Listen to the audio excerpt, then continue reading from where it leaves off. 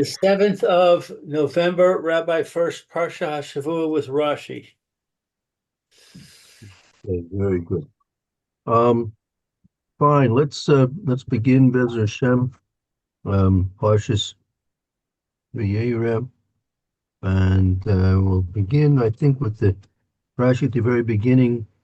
Um, Perik Chof Beis, Perik Chof Beis. Um, yeah, let's Pasuk Aleph, right at the very beginning of the Parsha of the Akeda here. Okay. Update.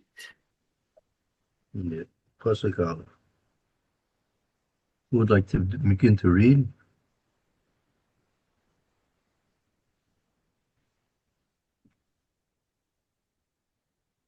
I'm sorry, where are we again? Chof Beis, Pasuk Aleph. Pasuk Aleph, chapter Chapter 22, 22. first verse. 22 Aleph.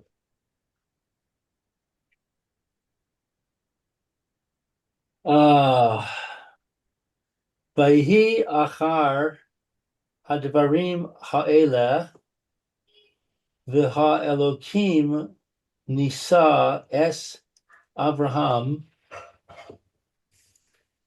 vayomer elav Avraham vayomer hineni. And it was after these things, Okay, so we're gonna have to wait for Rashi to explain what are these things. right? Uh, and God uh, tested Abraham, and he said to him, Abraham, and he said, "Here I am." So Rashi says, after these words, Yesh me Rabosenu Omrim. There are those among our rabbis who say this means Achar Devarav Shel Satan, after the words of the Satan. Um, What is it? Rashi's going to explain what that. What's the reference to this about? yeah, the footnote says that Rashi understands Devarim as words rather than matters. Um, okay. Right, because that's you can take it either way. Acher Devarim, after these words, after these things. If you look at the Targum, I'm not sure if you have a Targum there in your editions. Targum says Vahava Basar Piskamia Ha'ilon. Piskamia are these occurrences.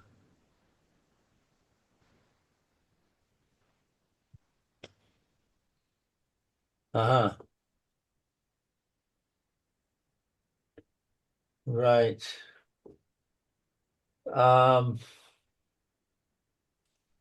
Shahaya Mikatreg. The Satan was accusing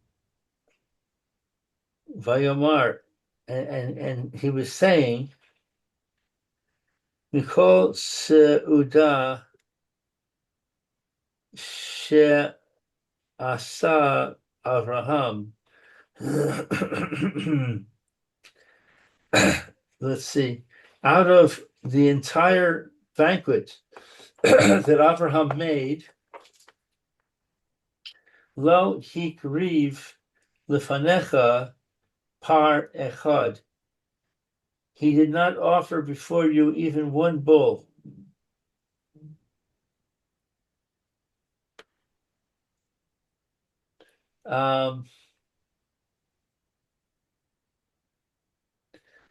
Oh, Ayel Echad, or one ram.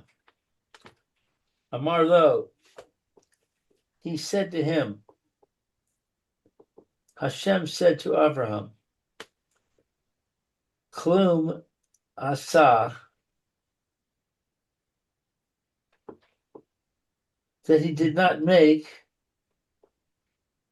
the banquet for any reason at all.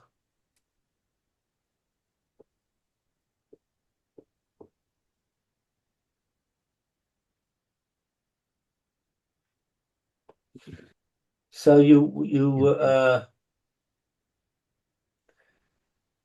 okay, fine. He didn't make the banquet for any reason at all.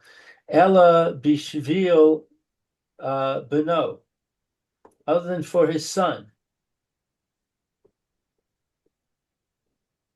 Ilu hayisi Omar lo, if I were to say to him,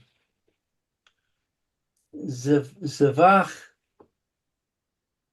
oso lefanai,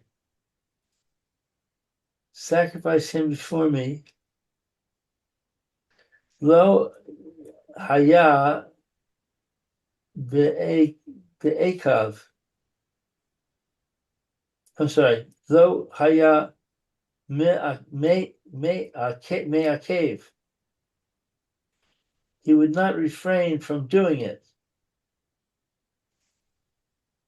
The Yesh Omrim.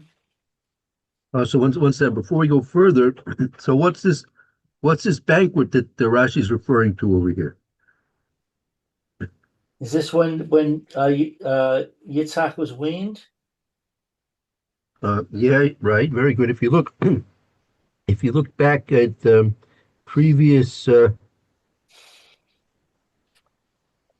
chapter, in chapter 21, Pasuk Ches, 21:8. Look, go back to 21:8. 21:8. 21:8. The child grew and was weaned, and Abraham made a great feast on the day Isaac was weaned.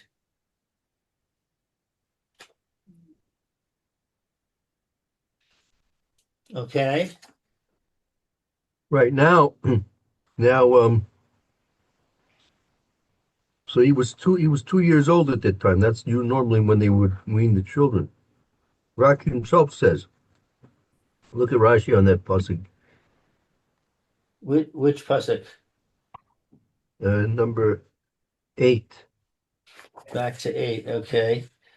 And was weaned at the end of 24 months, i.e., when he was 24 months old.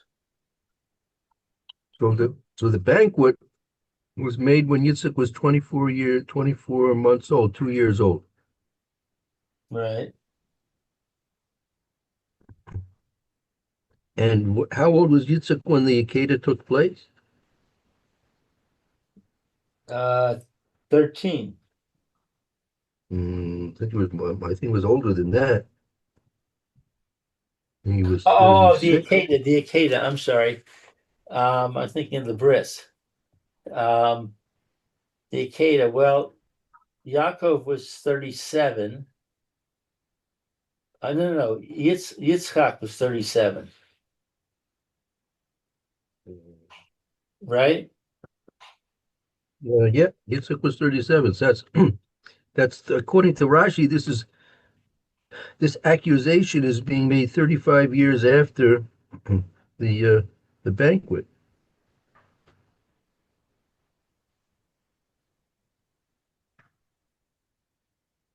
right? Yeah. That's the way it works out, right? Right. So Abraham needed to cool down. Well, I remember being, he was okay. I remember he was okay. But, Wasn't he pretty excited when he had his son? well, yeah, but 2 years went by. 2 years after he was born, after 2 years after he was born, he made the banquet. And now the accusation is being made, according to Rashi, 35 years later.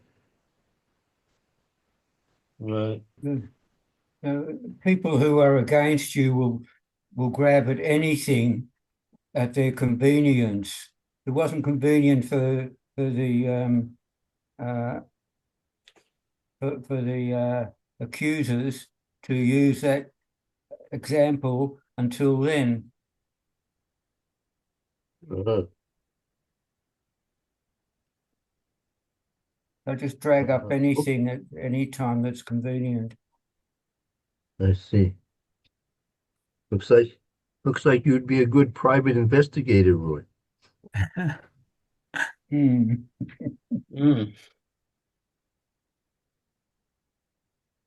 Okay, so I'm just trying to point out that Achar Devarim.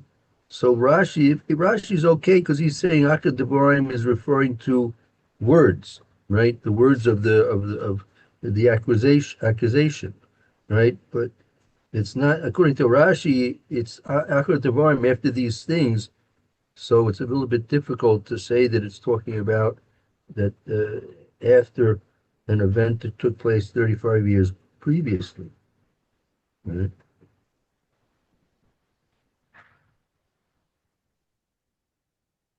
That Yeah. we said we said previously there was another Rashi. 1 minute. Um, last week's Parsha. Uh,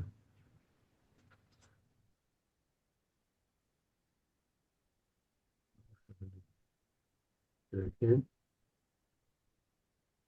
second.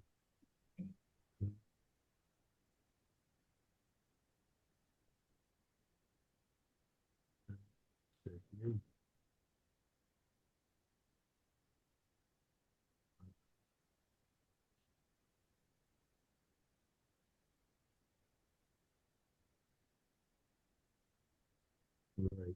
Okay. Very good. Okay, so that's the Rashi's giving us an insight. What precipitated um, the need for the Akeda. Now, uh, If you translate as some of our rabbis say in Sanhedrin 89b, that instead of things, words, after these words. correct, right. And that's what Rashi's emphasizing, exactly. That's the Mm, exact point that Rashi's emphasizing. You can't say after these things, because if that's the case, if you're tying it to the banquet, right, the banquet took place 20, 35 years previously, which is a very long time. mm, So therefore, it's more logical to say it's Achar, the words, these words of the accusation made against Avraham Avinu. mm, And again, the accusation was that the whole Suda didn't offer any sacrifices to HaKadosh Baruch Hu. mm. Okay, so that's one shot. Then another say Yesh Omrim. There's another shot. Go ahead.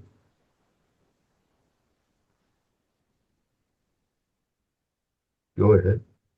But isn't it Lou who's doing it?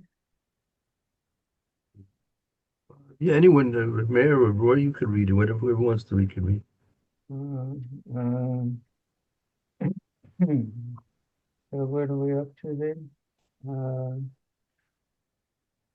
Yesh Omrim, right? uh,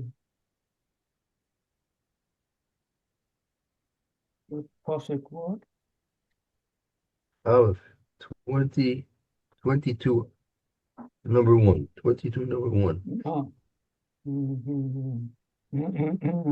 ויהי אחר הדברים האלה והאלוהים נישא את אברהם ביומי אלו אברהם ביומי הנני.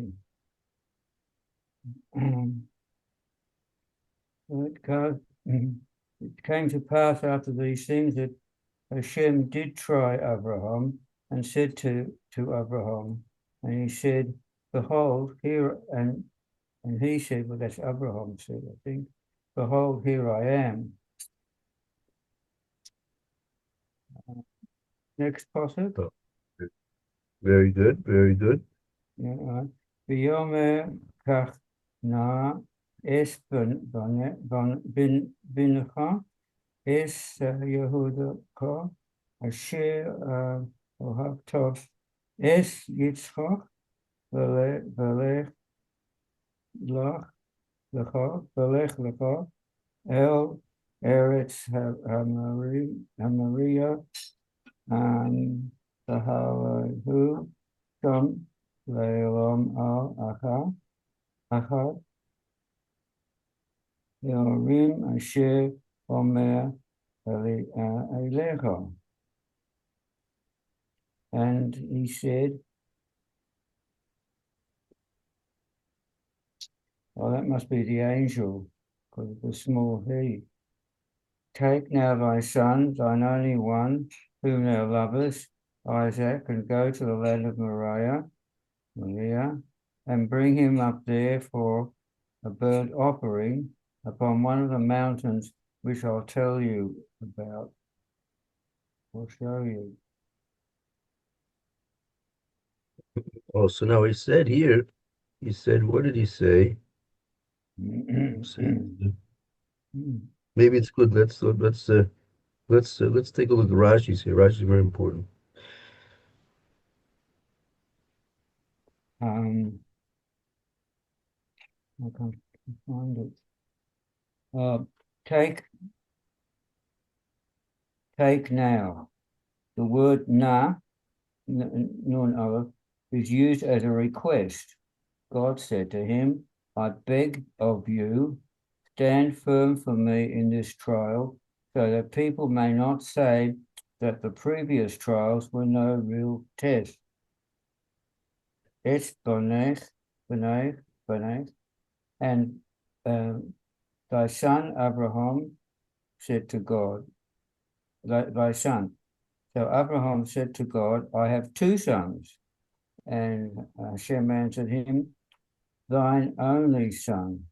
Abraham said, this one is the only son of his mother, and the other is the only son of his mother. Hashem then said, I'll stop there. Good. Continue on. That's good. God then said, the one whom thou lovest. So Abraham replied, I love both of them. Whereupon Hashem said, even Isaac, Yitzchak. Why did he not disclose this to him at the very first? So Rashi says, so as not to confuse him suddenly, lest his mind become distracted and bewildered, and in his confused state, he would have involuntarily consent when there would have been no merit. Then there would be then no merit in his sacrifice, so that he might more highly value God's command, and that God might reward him for the increasing sacrifice demanded by obedience to each and every expression used here. And then we come to the phrase, the land of Moriah. Moriah. This is Jerusalem. Right. Beg your pardon? Yeah, that's now, he focuses now on the place. Where's the place? That's Jerusalem. Very nice. All right. And so we find in Chronicles 3:1, to build the house of the Lord at Jerusalem in Mount Moriah, Our rabbis have explained that it is called Moriah instruction because from it, that is from the temple built on that mountain, instruction,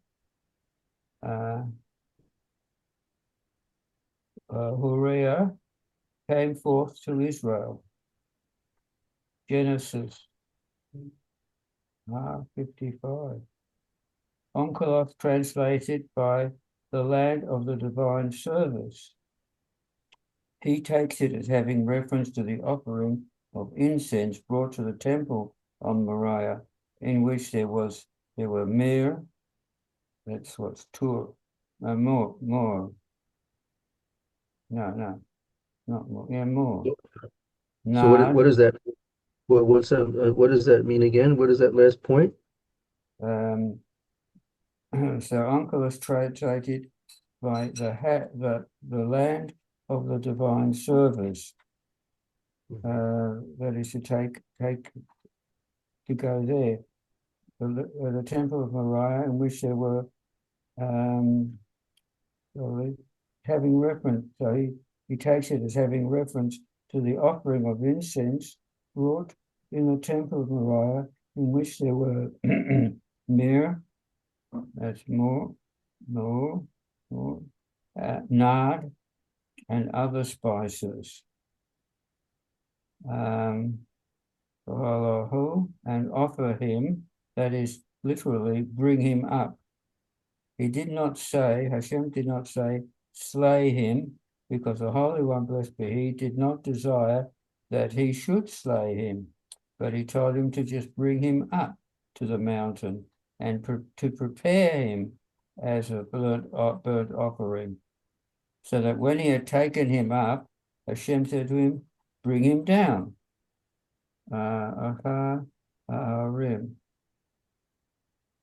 One of the mountains, it's the next phrase that Rashi looks at. The Holy One, blessed be He, first makes the righteous expectant, and only afterwards discloses fully to them His intention, and all this in order to augment their reward. Similarly, we have in 12:1, go in chapter 12, Pasuk 1, go to the land which I will show thee. And similarly, in the case of Yonah, 3:2, make unto it the proclamation which I shall bid thee. And in Genesis, what's R stand for? 39. Vayishkom, and he rose early. Oh no, that's the Pasuk. That's the third pasuk. Yeah, haven't said Excuse that me? yet. I didn't hear. Did you say that, Mayor? No, that's the third pasuk that Yeah. Roy was going to read. Yeah, I very, haven't very said good. that. Good, Yeah. good. Okay. So what now? Well, You want to look at what we've no. said, or what? Yeah, let's look at Rashi in the second pasuk. Kachno.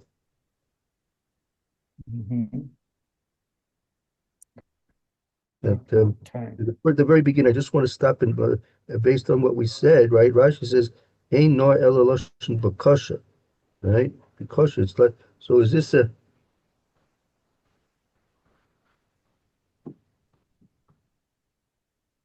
it was a request. It wasn't a command, right? It wasn't a command that he should do this. It was a request. Mhm. Mm. Let's continue on the third pasuk. Doesn't a request and a command amount to the same thing when Hashem is concerned? Yeah, theoretically you would say yes, but there is a subtle difference, right? Meaning that we have to understand that a Kadosh Baruch Hu is for it to be a test, there really has to be some choice to do it or not to do it. If it was a direct command, this Rav Shach, Zechron Baruch today's your site, Rav Shach says in his sefer that if it was a direct command, it wouldn't be for a person like Avraham Avinu on his high level of trust and fear and love of Kadosh Baruch Hu, so a person on such a high level as of that of Avraham Avinu, if Hashem was going to directly command him to do it, it wouldn't be any test at all. Right? Mm-hmm. It's like if a person's father asks him to make him a glass of tea. Is there any? He doesn't have a choice about doing it. He understands his father's asking for something. He's obliged to do it. Right? Only a fool would not do it. Right? So likewise, the Kadosh Baruch Hu tells Avram to do something directly. So that can't be a test. Right? A test has to be that you have a choice to do it or not. Now, again, it's true. He always can, even if it was the direct command, can decide not to do it. He always has the ultimate free will, but nevertheless, his free will is a person's free will many times is curtailed. Right? Free will is not a black and white. It's a spectrum. Right? Free will, bechir, what we call in Hebrew, bechir chavshis. Your free will is a spectrum. For example, let's say the speed limit is 35 miles an hour, right? Can you choose to go 50 miles an hour if you want? You can, but you'll be You in have trouble. that choice, but you have your choice, but you'll be in trouble, right? The traffic camera is going to get you, and you'll get a letter in the mail in a couple of days with a picture of you with your license plate and $150 fine for speeding in a 35 mile an hour zone, right? But you have bechira chavsis. You have free will to drive 50 miles an hour if you want. But most people, being reasonable, realizing the consequences, this is the important part, realizing the consequences of their acts, most people would refrain from speeding in a speed zone, right? Likewise, a person tonight when you're enjoying your Shabbos Suda and the Shabbos candles are burning bright, right? You have free choice to put your finger into the flame of one of the candles. If you're a masochist, So but even if you're not, you have free choice, right? yeah, You have the choice to do it or not, right? Only a masochist is going to do it, right? Because that's what he's corrupt in his thinking. But everyone has free choice to do it or not. Most people, reasonably understanding the consequences of their acts, they're not going to do it. But take a young child, a toddler, just getting up and around. You have to tell them it's hot, hot. They don't understand if they put their finger in the flame, they're going to get a nice burn. They'll be crying for a while, and they'll have to wear a bandage for a few days, maybe if they're lucky. They don't know that. Right, so they have absolute complete free will to put their finger into the flame. But most people with a little intelligence and experience, if they didn't have the advice given to them when they were younger, so they're not going to put their finger into a flame. Likewise, let's say instead of putting your finger into the flame, let's say a person this Friday night, Has V'Sholom, he wants to blow out the candle. You have choice to blow out the candle. Person has choice to do it, but he realizes it's Chilul Shabbos, right? So he understands Chilul Shabbos, so he realizes the spiritual ramifications and the physical ramifications. If he puts his finger into the fire and if he blows it out, he realizes the spiritual ramifications of putting out the fire on Shabbos. So he's not going to do it, but he has free will to do it, right? If we didn't have free will to Machalo Shabbos, we wouldn't get reward for keeping Shabbos, right? right. True. Right? We get reward because we exercise our free will in the positive way that Hashem wants us to. So we have free will to Machalo Shabbos. Each and every Shabbos we have free will to Machalo Shabbos, but exercising our free will, right? We decide it's more important for us to listen to the will of a Kadosh Baruch Hu, the commands of a Kadosh Baruch Hu, rather than our own self-interests of what we may and we may not want to do. So here by Avraham Avinu, if it was a direct command, right? So it would be very difficult to say that Avraham Avinu would be tested to defy a direct command of a Kadosh Baruch Hu, right? Oh, So therefore, that's one of the points Rashi's making here. He's making it's Lashon Bakasha. Hashem worded his request, so to speak. And again, you realize if Hashem's requesting something from you, it boils down to a command. Meaning, just like if your father asks you nicely, "Can you please get me a cup of tea?" He's not just asking you to do it. In fact, he's telling you to do it. He's saying it in a polite way, but in fact, he's really commanding you to do it because he understands if you realize the mitzvah of kibbud av, kibbud aim, that you're really left with no choice but to do that. But he's being polite and saying it in a nice, friendly way, and using some language which doesn't indicate that it's a direct command. But Avraham Avinu, if he had heard a direct command from Hakadosh Baruch Hu, then there would be no test. Rav Elchanan Wasserman, Zechonu Baruch Hashem Yikram Damov, he was a Talmud Muvak of the Chafetz Chaim, Zechonu Baruch.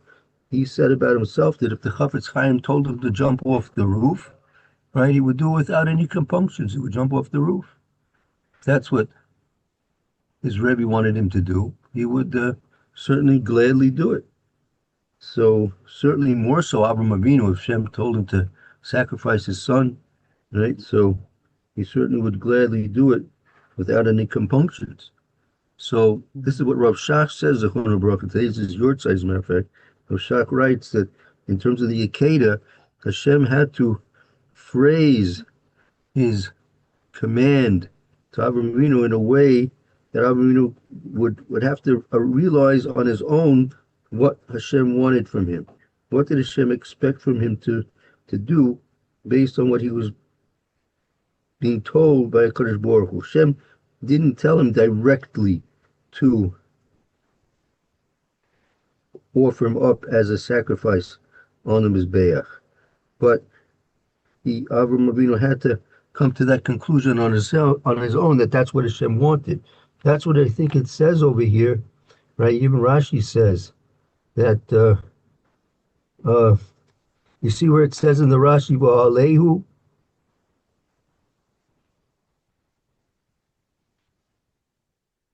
Rashi says, Lo amar lo l'shchetu. He didn't say to shecht him.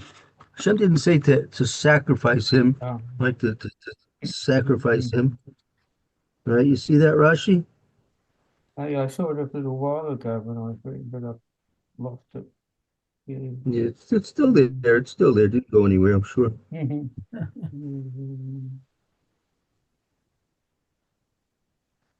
That's one of the things we learn out. Yeah, and offer him. Yeah, you could read it. Literally, he did not say slay him because the Holy One, blessed be he, did not desire that he should slay him, but he told him to bring him up to the mountain to prepare him as a burnt offering. So when he had taken him up, God said to him, bring him down. Right. So according to this Rashi, there never was a direct command to slaughter him. It was a command to offer him up. Now, as to whether or not Hashem really wanted him to be slaughtered or not, apparently from Rashi, Hashem never intended that he should be slaughtered.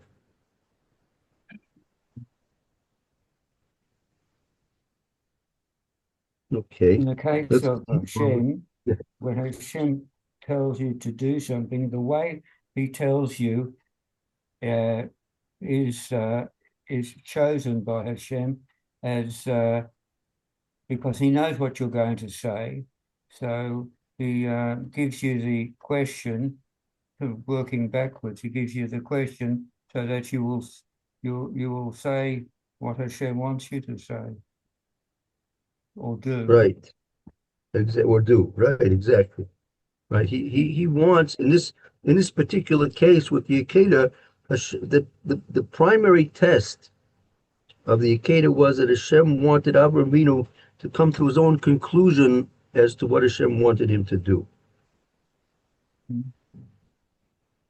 And to arrive at the proper conclusion. But you don't actually, well, I don't actually get that from reading the Chumash. I don't get that. I understand that Hashem wants that Hashem. I don't know. Maybe I did. Okay, that Hashem wants him to do this. He knows. So, yeah, all right. So that's a question. That is itself a question. What was the ultimate desire of Kadosh Baruch Hu from Avraham Avinu here? Right? What was the ultimate requirement? What was the ultimate desire that a Kadosh Baruch Hu required from Avraham Avinu? When the Kadosh Baruch Hu was testing, Obedience. well, the question, yeah, definitely so. But obedience to do what? To do whatever Hashem said, no matter no matter if it seemed wrong to him. But to do it Well, willingly. Definitely to do it willingly. But according to this Rashi, apparently from this Rashi, what was the ultimate desire of Kadosh Baruch Hu for the Akeda? The question. What Hashem wanted him to take up Yitzchak and put him on the altar, and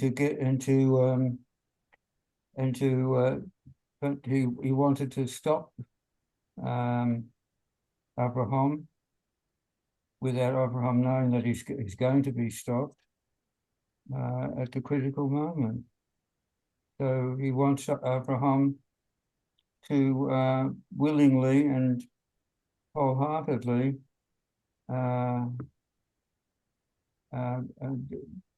do that which under normal circumstances would find abhorrent. Okay, and right, but apparently from Rashi, not to shecht him, right? Mm. Yeah. Not to shecht him. Okay, very good. Let's proceed onwards. Very good. Mm-hmm. I guess we can go on to the next pasuk. 3. Where is 3? That would be number 3, correct? Yeah. Oh, here it is. There's 2 more. All right. Vayash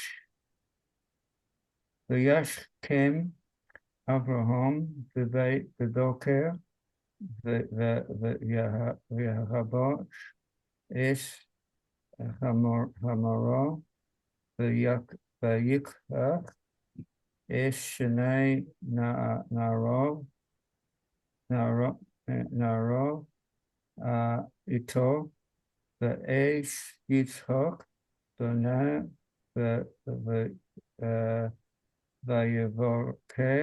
Vayevoker Atzei Elo Vayoker Yakom Vayelech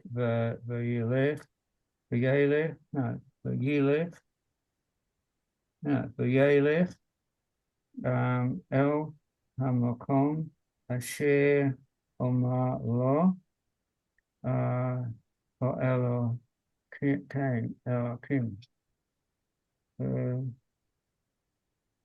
And Avram rose early in the morning and saddled his ass and took his 2 lads with him and Yitzchak his son and clave the wood for the burnt offering. And I think it means chopped the wood for the burnt offering and rose and went to the place which God had told him.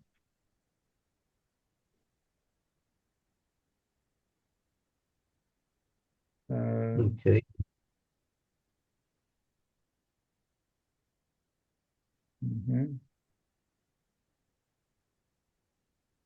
Okay, so let's see. Ah, The second rose is what?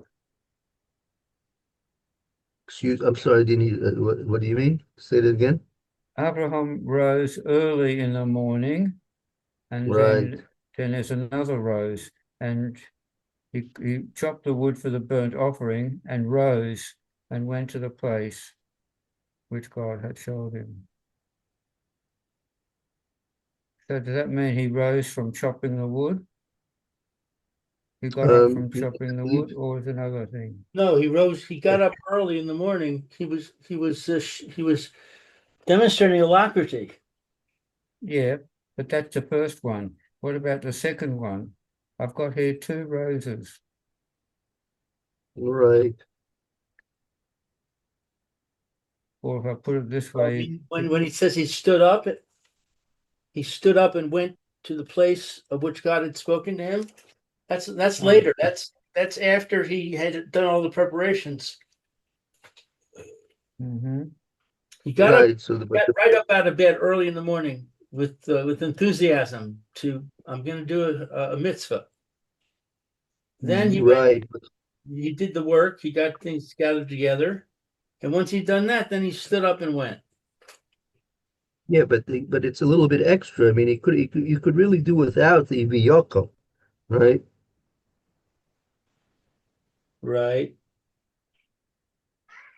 You could have just Yashkim Avram Abokir Chvoshes Chamor Yikach Eshnei Naravito Ves Yitzak Beno Yivoka Atze Oile V'Yelech Elamakom Masher Amalo Elokim. Right, the Yakom, as I think Roy is pointing out, seems to be a bit extra. No, Um, not necessarily. It might also mean something else is there. In that it would be extra if it wasn't if it didn't have another meaning.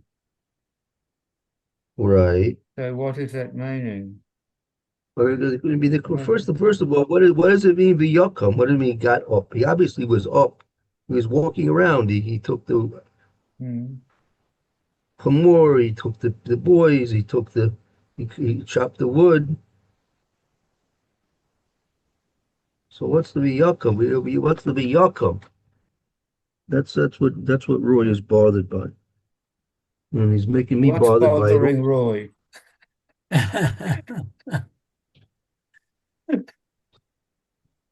Yeah. Um, all right. Well, I mean, let's take a quick look. Rashi doesn't explain it, does he? Don't know. And he Rashi rose doesn't. early, and he settled his action for the rule. Rashi doesn't explain it.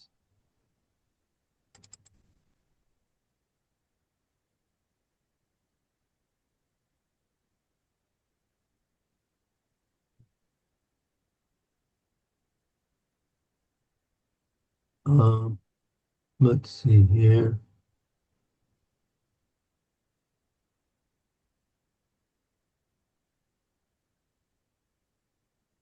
I'll tell you, it's a very common phrase. Yakum v'yelech.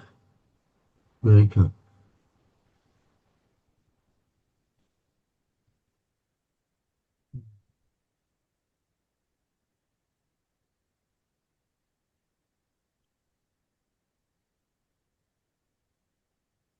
Yeah, common phrase. We'll see it.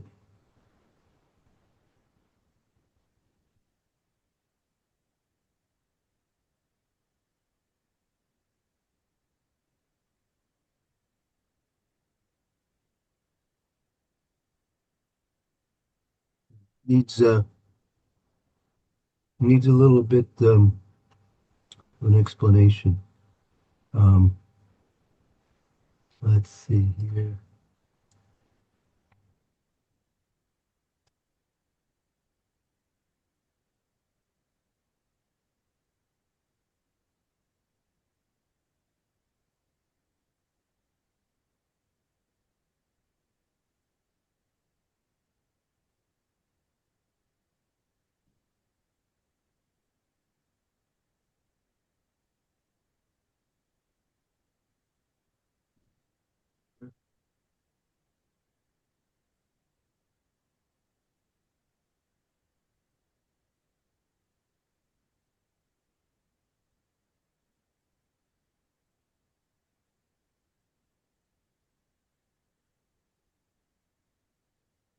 Okay, needs work. I'm not sure. I don't have a good answer for it right now. Um, Mm.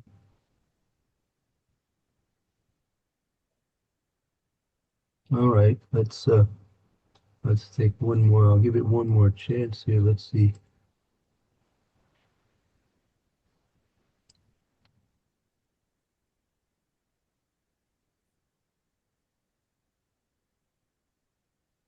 Second.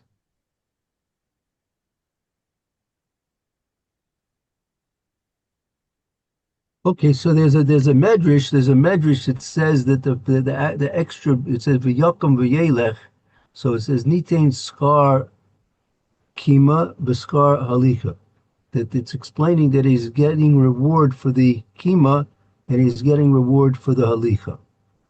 Um, Hmm. that explains why it's explaining. Well,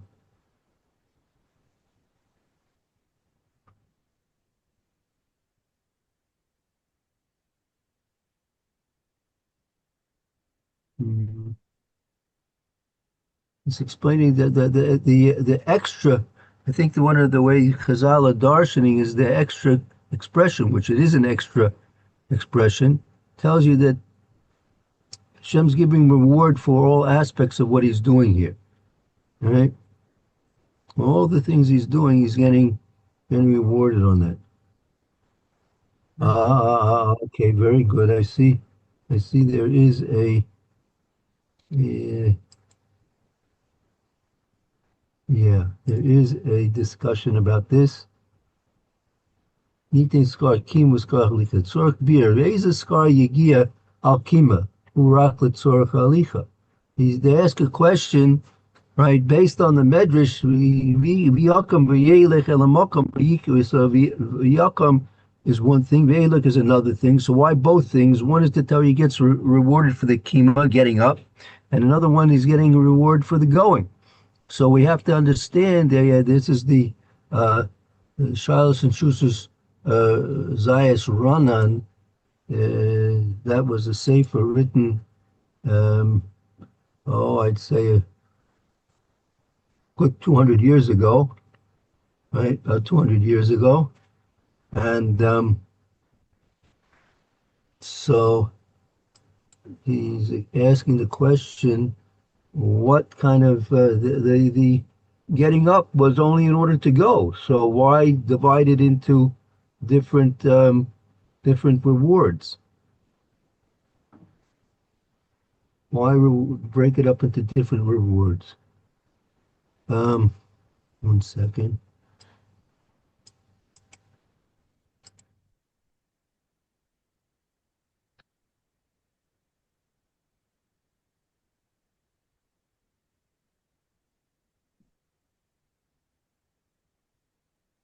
Second.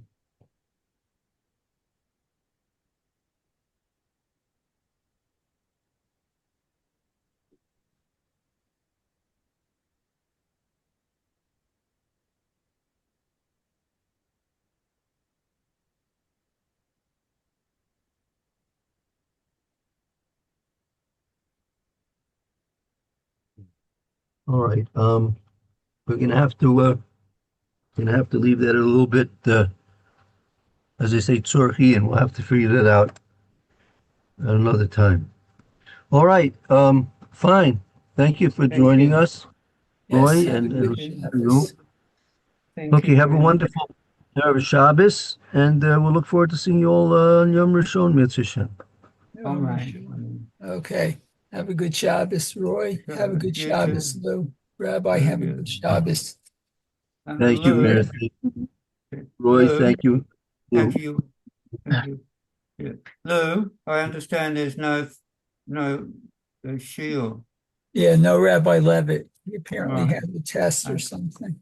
Yeah, he has a lot of tests. Yeah. More than Abraham. Maybe. All right. Okay. See you all. All right, bye. Bye now. Shalom. Bye. Ah.